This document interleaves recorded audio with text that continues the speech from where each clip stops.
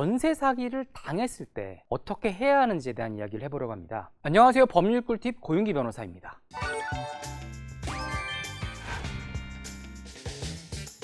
전세 사기를 당하지 않도록 방지하는 게 최선이지만 사실 모든 사기를 방지하기는 어렵죠. 사기의 피해자가 됐다. 그러면 그때부터는 잘 대처를 해야 됩니다. 최악은 피해야 되니까요. 본격적으로 대처법에 관한 설명 들어가기 전에 앞서서 한 가지 당부를 먼저 좀 하고 싶어요. 전세 사기를 당한 게 아닌가 하고 의심이 들 때 설마 아니겠지 하고 외면하면 안 돼요. 두렵더라도 조금이라도 빨리 현실을 직시하고 적극적으로 확인해 봐야 됩니다. 이게 제일 중요해요. 사기가 아니라면 이제 두 발 뻗고 자면 되는 것이고, 사기라면 빨리 알아챌수록 최악을 피할 가능성이 높아집니다. 먼저 대처법 개요입니다. 공통적인 대처 순서는 멘탈 관리, 증거 수집, 변호사 상담, 그다음에 전세금 보전을 위한 조치로서 보험 청구라든지 민사 소송, 그다음에 사기꾼 처벌을 위한 형사 고소, 이런 순서로 보통 진행이 돼요. 먼저 멘탈 관리입니다. 제가 멘탈 관리를 맨 앞에 있는 게 실제로 업무를 하다 보면 이 부분이 굉장히 너무 많이 흔들리세요. 먼저 마음가짐 조절이 제일 중요합니다. 완벽한 해결책은 없어요. 최악의 상황을 피하는데 일단 집중을 해야 돼요. 그리고 이제 막 슬퍼하고 분노하고 되게 무기력해지는데 어차피 우린 생활을 해야 된단 말이죠. 그래서 일상생활을 최대한 유지하면서 자신을 좀 돌보실 필요가 있습니다. 그리고 필요하다면 이제 정신과 전문의나 상담 도움을 받는 것도 필요해요. 진짜 정신건강 관리뿐만 아니라 나중에 손해배상할 때 증거로도 활용될 수 있는 측면이 있습니다. 두 번째 단계는 이제 증거 수집과 변호사 상담입니다. 감정 추스르고 관련 서류를 좀 정리를 해서 법률 전문가랑 상담해서 대응 방안을 모색해야 됩니다. 전세 사기가 큰 상처고 나한테 굉장히 큰 시련 맞습니다. 근데 인생의 끝은 아니잖아요. 적절한 대처랑 회복 과정을 통해서 피해를 최소한으로 만들고 어려움을 좀 극복해야겠죠. 전세 사기 사건은 결국 민사 형사소송으로 이어질 수밖에 없어요. 이때 어떤 절차로 가든 간에 가장 중요한 게 바로 증거입니다. 특히 초기 증거 수집이 매우 중요한데 골든타임이 있어요. 증거 수집의 핵심을 먼저 제가 말씀드릴게요. 첫 번째로 신속한 대응이 중요해요. 사건 발생 직후 즉시 증거 수집을 시작하셔야 됩니다. 시간이 지날수록 증거 확보가 어려워져요. 두 번째, 관련자 진술을 확보를 해야 되는데 공인중개사, 중개보조원, 집주인, 이웃, 다른 피해자 같은 관련자들의 진술을 최대한 빨리 확보를 하시고요. 가능한 모든 대화를 녹음하시는 것도 괜찮습니다. 녹음이 법적인 문제가 되지 않은 선에 진행을 하면 되는데 간단하게 말씀드리자면 내가 대화하고 있는 상태면 몰래 녹음을 해도 상관없어요. 전화통화, 내가 대화를 하고 있으면 몰래 녹음해도 상관없습니다. 세 번째로는 문서 증거를 수집해야 되는데 계약서, 중개사가 남긴 서류 같은 이런 모든 관련 문서를 확보하세요. 그리고 메시지라든지 카카오톡이라든지 이런 것들도 굉장히 중요한 증거가 됩니다. 네 번째로 현장 방문이 필요하면 현장 방문하실 필요도 있어요. 가능하면 빨리 사건 현장 방문해서 주변 상황은 어떤지 이런 증거를 수집하기에 필요할 때도 있습니다. 그리고 좀 다각도로 접근할 필요도 있는데요. 공동 중개였다면 다른 중개사한테도 한번 연락을 해보시고 여러 가지 방법으로 자기가 생각나는 것들은 굉장히 다양하게 관련되는 모든 증거들을 진짜 갈고리로 긁어 모으듯이 다 긁어와야 됩니다. 기억하세요. 초기에는 모든 관련자가 당황한 상태예요. 그래서 이때가 진실을 들을 수 있는 가장 좋은 기회입니다. 시간이 지나면 관련자들은 입을 다물거나 본인들도 이제 변호사랑 상담을 한 후에 진술을 거부할 수가 있어요. 근데 증거 수집은 향후 소송에서 진짜 중요한 역할을 하거든요. 철저하고 빨리 증거 수집을 해서 여러분들의 권리를 지키시기 바랍니다. 사실 본격적인 증거 수집 과정에서부터 변호사 상담을 받는 게 좋아요. 예를 들어서 어떤 내용을 물어보고 어떤 내용을 녹취해야 되죠? 변호사 상담을 통해서 이런 부분들부터 확정을 짓고 증거 수집하는 게 훨씬 낫다고요. 그래서 만약에 전세 사기 문제가 터지면 당장 집에 있는 계약서, 이체 내역 같은 것들을 가지고 변호사 사무실을 찾아가 상담을 하고 향후 내가 어떻게 증거를 수집해야 될지, 어떻게 해야 내가 소송에서 유리할지 이런 부분을 상담받는 겁니다. 그리고 그거에 따라서 증거를 수집하는 게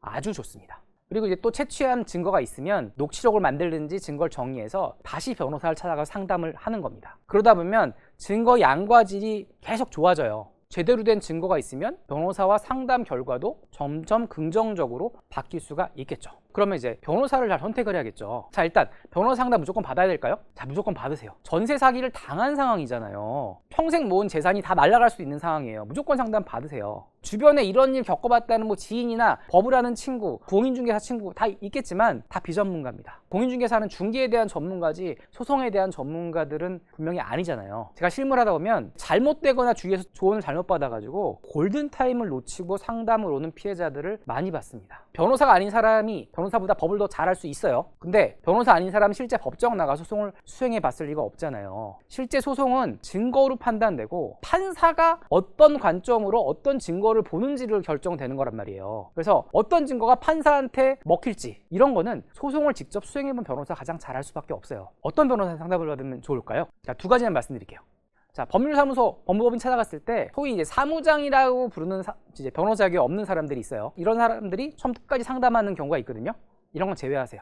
그리고 이제 무료 상담을 해준다는 곳보다는 유료 상담이 좋습니다. 세상에 공짜 없어요. 상담도 마찬가지입니다. 무료 상담은 보통 수임을 위해서 유도를 하는 경우들이 많아서 실제로 제대로 된 상담이 이루어지지 않는 경우들이 많습니다. 그리고 유료 상담도 진짜 전세 사기를 당한 경우라면 한 3번 정도 다른 변호사님들한테 받아보십시오. 만약에 변호사님들이 공통적으로 지적하는 부분이 있을 거예요. 그리고 다르게 얘기하는 부분도 있을 거예요. 이렇게 좀 다양한 상담을 받다 보면은 앞으로 대응 방안이나 결과에 대해서 어느 정도 감이 잡힐 겁니다. 만약에 3분의 변호사의 의견이 거의 일치한다. 그러면 실제 재판도 그렇게 될 가능성이 높겠죠. 근데 의견이 제각각이다. 그러면 변호사도 예측하기 어려운 경우라고 볼 수도 있을 겁니다. 또 하나, 상담 받았다고 해서 반드시 수임계약 체결할 필요 없어요. 그래서 유료 상담을 받으라는 거예요. 돈 냈으니까 돈 낸 만큼 상담 받고 굳이 수임계약으로 유도가 되지 않더라도 나도 홀가분하고 집을 받은 사람들도 그렇게 부담이 없는 그런 사례가 되죠. 그리고 실제로 선임할 때는 굉장히 신중하셔야 돼요. 다만 선임 전에 상담은 최대한 많이 받아보시는 게 좋습니다. 상담비 몇만 원, 많게는 몇십만 원이 되겠지만 그게 나의 전세금 수억 원을 지켜줄 수도 있다는 걸 명심하십시오. 그 다음 단계입니다. 전세금 보전을 위한 조치를 제가 2가지로 나눠 놓았는데요. 첫 번째 조치는 이제 보험금 청구예요. 보험금 청구의 기본적인 절차는 보험 가입이 됐는지 유지하고 있는지 확인하는 거고, 그 다음에 보험 사고에 해당하는지 확인하고, 그 다음에 이제 보험금 청구 절차랑 구비서를 확인하고 보험금 청구를 하는 겁니다. 근데 만약에 보험금 지급되면 뭐 끝나는 거죠. 근데 보험금이 지급이 거절될 경우에 이의 신청이라든지 보험감독원 신고, 보험금 청구 소송 이런 추가 절차 착수의 이런 일련 과정으로 이루어져요. 근데 전세 사기를 당했을 때 가장 중요한 게 뭐예요? 전세 보증금 보전받는 거죠. 전세 보증금 회수해요. 전세 보증금을 다 회수했다. 그럼 내 손해가 없잖아요. 그럼 끝나요. 그리고 이 전세 보증금을 받을 수 있는 가장 효과 좋고 간편한 방법은 보험금을 받는 거예요. 그래서 이 전세와 관련된 보험이 보통 대표적인 게 3가지가 있어요. 전세금 반환 보증보험이라는 게 있고, 그 다음에 민간 임대주택사업자 임대보증보험이라는 게 있어요. 그리고 공인중개사의 공제보험이 있습니다. 이 3가지가 대표적인데, 일단 자, 보험이라는 게 그렇죠. 내가 보험에 가입이 돼 있어야 하잖아요. 그리고 이 보험의 피보험자, 보험사고로 보상받을 수 있는 그런 자격이 있어야겠죠. 그리고 실제로 보험사고가 발생이 돼야 보험금 청구 가능한 거잖아요. 그래서 먼저 내가 보험에 가입되어 있는지를 확인을 해야 돼요. 그 앞에 3가지 보험을 잠깐 제가 설명을 드리자면, 전세금 반환 보증보험은 임차인이 보험 가입하는 거예요. 직접 하는 거죠. 내가 보험 계약자란 말이에요. 그리고 스스로 피보험자가 되기 때문에 임차인 본인이 내가 보증보험 가입한 걸 되게 잘 알아요. 그 증권도 나한테 있어. 그래서 전세 보증금 반환 보증보험을 가입했다면 보험 증서 찾아보고 내 보험이 실효되지 않고 유지되는지 확인하면 됩니다. 그 다음에 서류 가서 청구를 하는 것이고요. 다음으로 이제 임대보증보험이라는 게 있는데, 이거는 임대인이 민간 임대사업자에 해당하는 경우에 의무적으로 가입하는 보험입니다. 근데 가끔 이게 가입이 의무인데 가입을 하지 않는 임대인이 있는 경우가 있어요. 그래서 우리 임대인이 민간 임대사업자니까 당연히 보험을 들어놨겠지라고 생각하시면 안 돼요. 그래서 실제로 보험에 가입이 돼 있는지, 현재 보험이 실효되지 않고 유지되고 있는지를 확인을 해야 돼요. 주택도시공사나 SGI 서울보증보험 같은 데서 확인을 할 수가 있습니다. 마지막으로 공인중개사의 공제보험이 있어요. 근데 이제 이거는 뭐 여러 가지 조건이 있죠. 일단 공인중개사에 의한 중개거래일 때만 해당이 돼요. 따라서 이렇게 직거래를 하거나 공인중개사가 아닌 무자격자에 의한 경우는 보험으로 보호를 받지 못합니다. 또 공인중개사가 사고를 쳐야 하는 거죠. 이런 요건들이 있어요. 보험 가입 여부를 이제 먼저 확인을 해보시고 그 다음에 해야 될 게 이겁니다. 내가 가입한 보험에서 보장하는 보험 사고에 내 일이 해당이 되는지를 그걸 확인한 후에 보험 청구를 하는 것입니다. 보험 청구를 했어요. 근데 보험 청구가 거절될 수도 있겠죠. 그러면 이의 신청하고 이런 후속 조치 착수해야 되는데 이때 중요한 게 뭐냐면 일단 보험사에서 보험금 지급을 거절하는 이유를 공식적인 문서로 받아놓는 거예요. 뭐 이메일이라도 상관없어요. 그래서 그것을 가지고 나중에 소송을 하던 민원 제기를 하던 후속 절차를 진행하는 겁니다. 문서로 회신받는 것 꼭 기억해 두시기 바랍니다.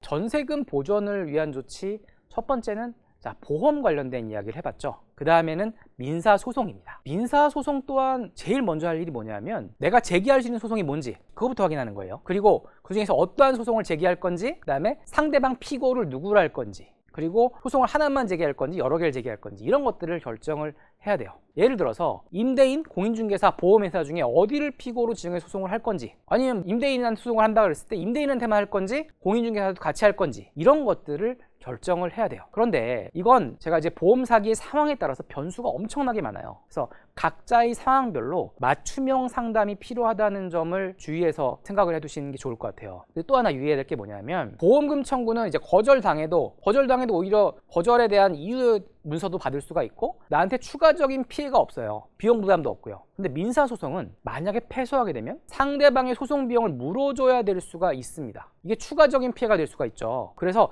민사소송 제기하는 건 굉장히 신중해야 돼요. 그리고 당연히 비용도 들어가잖아요. 그 다음으로 또 고려해야 될 게 이겁니다. 민사소송은 청구할 때 시효가 있어요. 이 시효가 뭐냐면 일정 기간 내에 청구를 해야 한다는 거예요. 그렇지 않으면 그 기간이 지나버리면 나중에는 민사소송을 하더라도 법원에서 이걸 받아주지가 않아요. 법원에서 내 주장을 인정해주지 않는다고요. 예를 들어서 공인중개사 공제보험을 상대로 배상 청구를 할 때 이건 약관에 따라서 시효가 2년에서 3년 내에 청구가 들어가야 돼요. 이게 지나면 그 이후에는 법원에서 내 주장을 인정해주지 않습니다. 꼭 주의하셔야 돼요.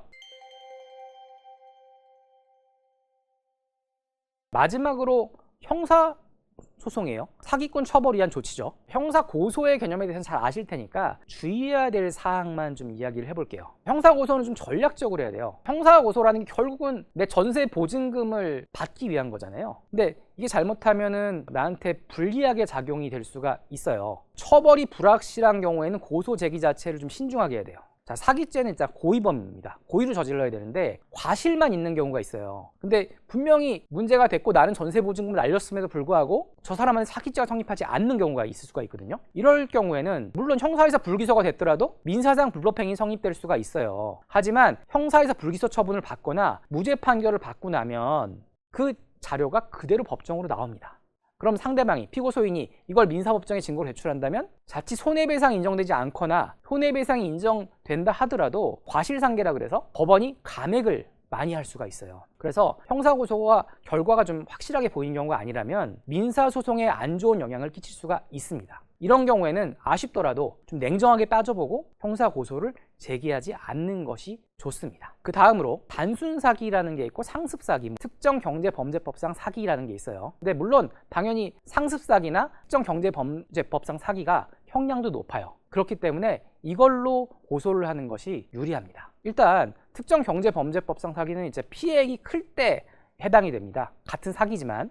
그래서 당연히 처벌도 커요. 고소를 한다면 특정 경제범죄법이 적용될 수 있도록 주변에 다른 피해자가 있는지를 확인해서 피해액을 늘린 상태에서 수사기관에다가 고소장이 들어가는 게 좋겠죠. 수사기관의 입장에서도 피해자가 많고 피해액이 큰 대형 사건에 더 신중할 수밖에 없습니다. 그래서 좀 더 강하고 확실한 처벌이 가능해지겠죠. 그래서 대규모 전세 사기 사건이 발생하면 피해자들이 단톡방 만들고 카페 개설해서 고소인단 모집하는 게 이런 이유에서입니다. 그 다음에 주의할 점, 피해자, 내가 형사사건 피해자잖아요. 피해자는 이제 공판 기록 열람 등사 신청권이라는 게 있는데 이게 뭐냐면 현재 재판이 진행되고 있는 기록에 대해서 내가 복사해서 볼 수 있는 권리예요. 근데 이제 실무상 모든 기록을 다 열람 등사 허가해 주지는 않아요. 그래서 일부만이라도 내가 판사한테 허가를 받은 경우들은 해당 서류들을 복사하시면 됩니다. 민사소송과 형사고소가 동시에 진행되는 경우들이 있어요. 이런 경우에는 민사소송에서도 형사기록이 필요하거든요. 이럴 때는 민사소송 먼저 제기하고 민사소송에서 민사법원에서 문서송부 촉탁신청이라는 게 있어요. 이게 뭐냐면